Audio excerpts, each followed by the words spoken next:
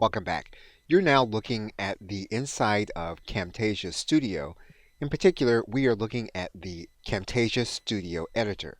And you are going to need to have some kind of video editor so that when you've completed recording your video, you can add the necessary touches to it so that you'll be able to initiate calls to action as well as point to specific areas of your web presence for people to visit. For example, we're looking at the timeline to this particular video that we are editing, and in Camtasia, you're able to add what's called a callout. That means then that we can add in something like a URL, and we can place it any place on the page where we want it. And we can also initiate where we want in the video for this callout or element to be.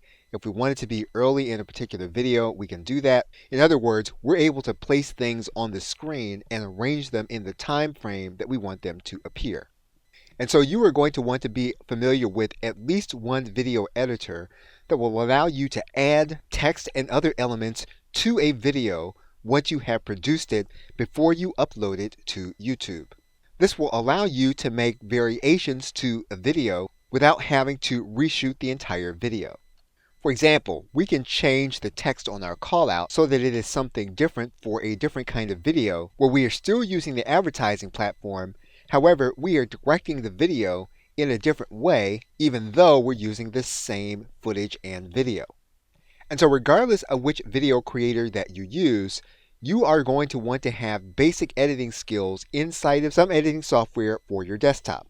And again, you're currently looking at the editor inside of Camtasia Studio. However, you should choose the one that allows you to create your videos efficiently. Okay, so with that, thanks, and I will see you in another video.